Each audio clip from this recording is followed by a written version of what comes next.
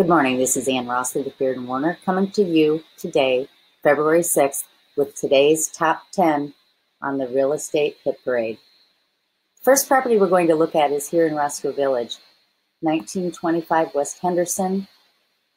It is in the Yon School District, and I chose this one as an example of a pretty typical single-family home for $1.5 million. It's been updated with contemporary decor. Shows nicely. I think I mentioned, but it's in the Yon School District.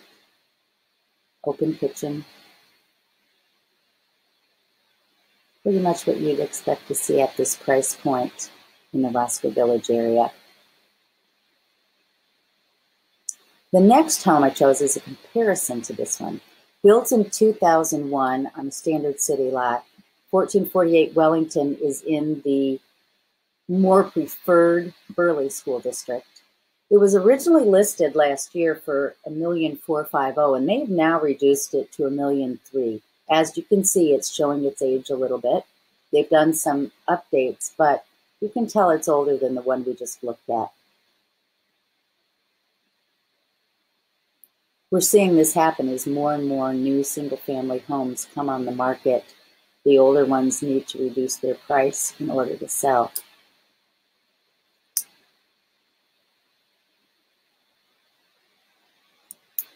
This is a blast from my past. When I first got into real estate in the late 80s, this was a relatively new building.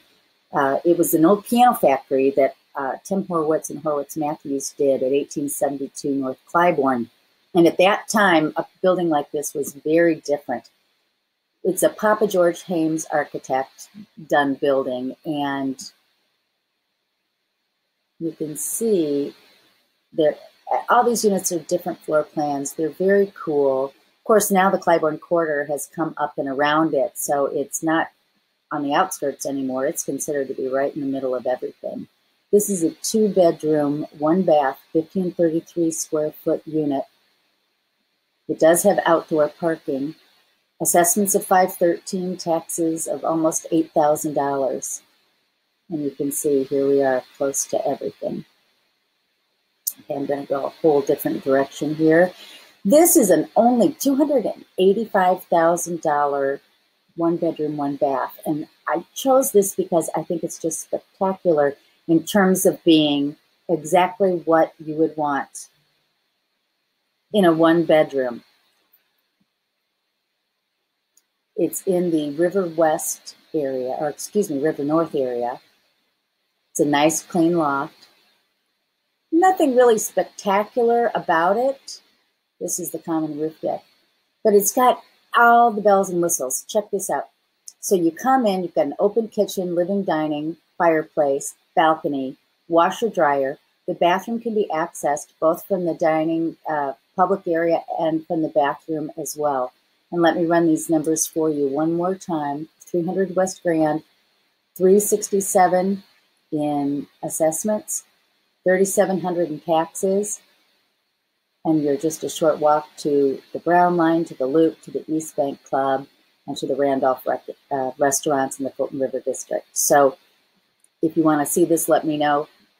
It's a great property for a first-time buyer. And now I'm going to go another direction. We're going to look over at the Gold Coast here. This was Hugh Hefner's mansion, and he built this in 1959 for $400,000, is what I'm told, according to the Tribune. He had a pool in the basement, he had a bowling alley, a game room, a theater, and this is where he entertained his Playboy bunnies. And then when he went out to California, he then let the Art Institute use it. LR Development converted this building into 7 condominiums in 1993. This is the 4th floor. And you can see it could use some updates, but it's interesting space. And it gives you the opportunity to be in 4,000 square feet for only $1.7 million. Of course, you're paying $48,000 in property taxes, but hey, you're in the Gold Coast in Hefner's mansion. Now we're going to go over and look at a property in Bucktown. This unit is close to the Blue Line, It's in the heart of Bucktown. And I think it's a nice example of what you can get in a 2-bedroom, 2-bath in a boutique elevator building. Everybody wants to be in elevator buildings now instead of walk-ups. And this is in a great location. It's bright, sunny, open. Just a nice, clean unit for $449,000.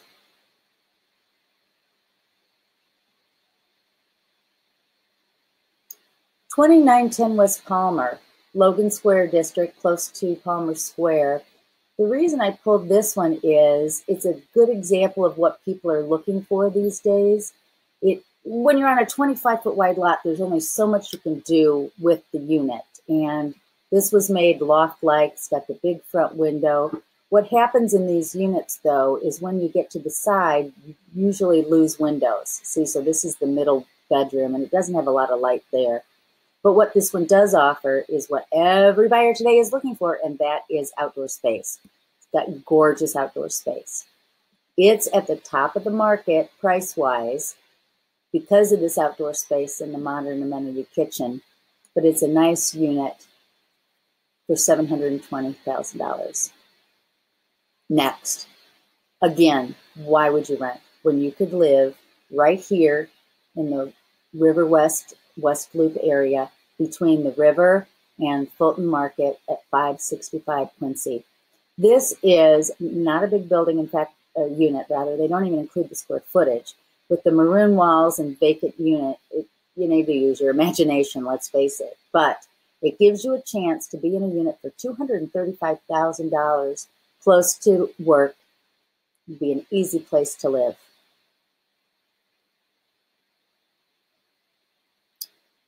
Okay, you know you're from Chicago when you remember that this building, 400 East Randolph, used to be called Outer Drive East, and Lakeshore Drive would come on this side of it and do an S-curve.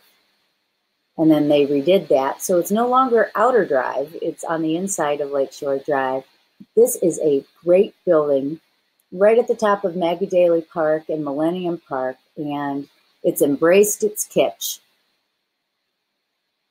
Isn't that a hoot of a kitchen? Nicely priced at $309,000.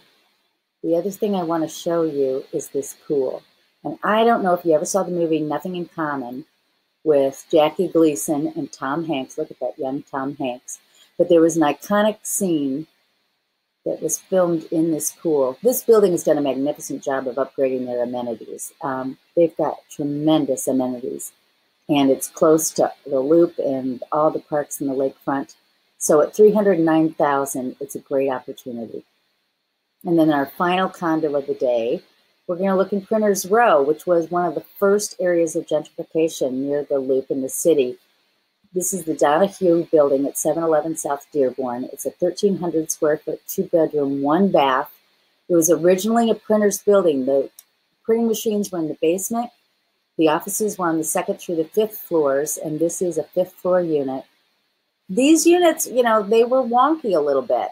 You know, you see how this is laid out. It's not your typical brand new construction, but there's a real charm and urban fun to these units. Look at the beam here.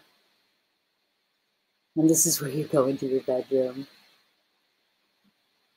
Really a fun unit, though. You see the fire escape. What a hoot. So that's it. Those are our top 10 units today for sale. If you want to see any of them, let me know, and I look forward to showing you more condos for sale next time.